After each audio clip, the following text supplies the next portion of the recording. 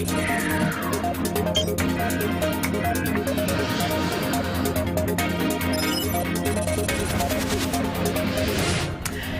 welcome back. I-24 News Daily Dose on this Wednesday, March 22nd. And it is an exciting day in Jerusalem because after a very lengthy restoration, a multi-million-dollar restoration of the Edicule, the chamber housing the cave where Jesus is said to have been entombed and resurrected, has been opened today to the public. After that multi-million-dollar restoration, it's the centerpiece of one of Christianity's oldest churches, one of its most important shrines, and one of the places that many, many people spend their lives working to gain money, if they're Christians, just to go and visit. The Edicule was last restored in 1810 following a fire. It's in need of reinforcement after years, after years of exposure to humidity and candle smoke, but all that is now done. And we are going live now, finally, yes, to Jerusalem, where I-24 News correspondent Michael Wagenheim is standing by. And Mike, first of all, it's fabulous to see you within the Church of the Holy Sepulchre. I don't think people understand how hard it is to get in also as a television crew. A very exciting day. Before you move on to the interview that you have with Father Schnabel there, can you tell us what is the ambiance, what is the scene? Have your cameraman show us a little bit how people are excited. People have come here from all corners of the world today, Yael. We've seen people and talked to people from North America, Europe, Africa, right here in the Middle East.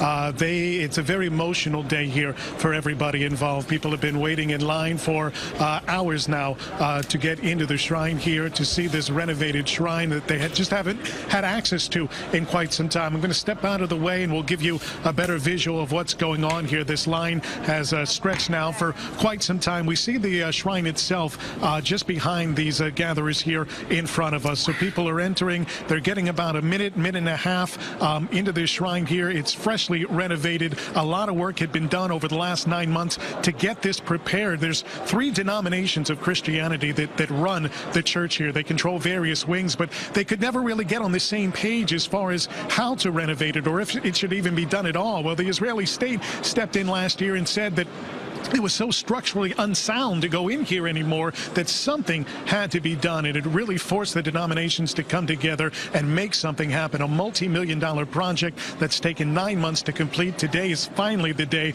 that it's happened.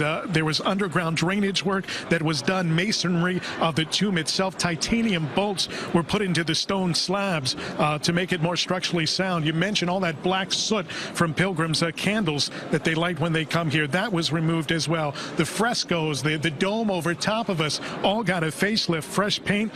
And there was even, and this might be the centerpiece of it all, a window was put in that now reveals some of the bare stone from the ancient burial cave where Jesus is believed to have been buried. In fact, during the renovation process, the original limestone bed appears to be uncovered. That's what the archaeologists and the experts say. The original limestone bed on which Jesus was laid to rest back in the 4th century, believed to be uncovered during this monumental process. Not only did the Christian churches come together, but King Abdullah of Jordan donated several $1 million out of his own pocket. The Palestinian Authority, led by President Mahmoud Abbas, also made a sizable donation. You combine that with private charities as well, a multi-million-dollar project finally coming together here today, and everybody excited, happy to go in. We see smiles going in, but a lot of tears coming out. It's a very emotional day out here. People overwhelmed as they're coming out, as we expect them to be as well. Some pilgrims and tourists from all over the world. Very, very busy day here at the church in Jerusalem. We want to talk now with Father Nicodemus. First off, your role here. Yes, I have no role here, thanks God, because it's a very complicated place, a beautiful place, but there are 3 brotherhoods who run that place. Armenian Brotherhood for the Armenian Church, a Greek Brotherhood for the Orthodoxy, and the Franciscans for the Catholics. I'm Benedictine. I run 2 other monasteries, Dormition Abbey on Mount Zion and Tabgha on the seashore of Galilee. So I'm also only here a pilgrim like the other pilgrims, but I wear a habit, and of course I love that place so much. Can you describe to us as a pilgrim, yourself, what people coming here for the first time might be feeling today?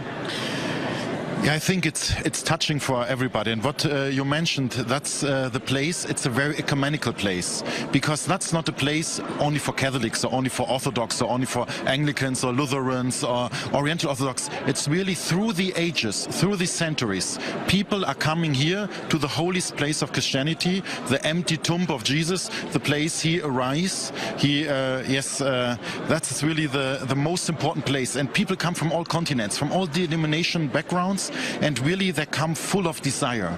For me, I think it's the best description to say that's really a place of desire.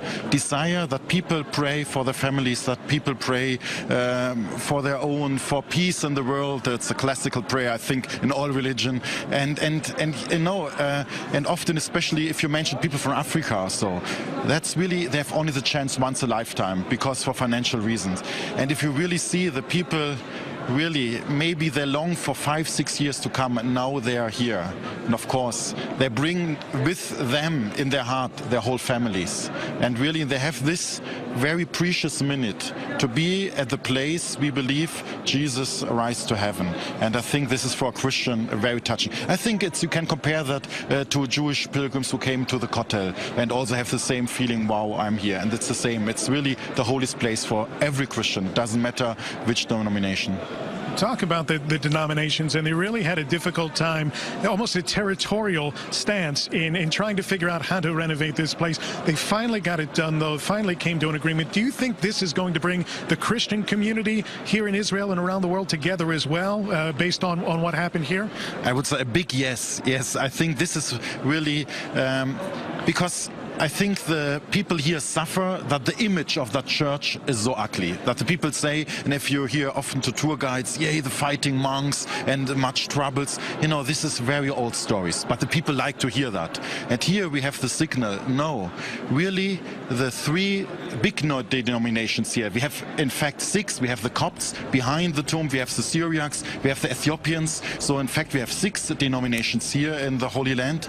And really the 3 big, they sit together and they say, come on, we do it together. And I spoke, I was a participant in the whole ceremony today, and I asked the Greeks, I asked the Armenians, I asked the Franciscans, and all said this was a joyful experience. It was really, we sit together and we share the financial burden, we share the engineer thing, and it was really for a higher goal. And I hope that really the Christians are more united after that. Yes. Wonderful. We thank you so much, Father. An overwhelming day here. Mike Wagenheim from Jerusalem. Back to you, Yael. And Mike, fabulous job. Thank you. When we get back, Benjamin Netanyahu in China.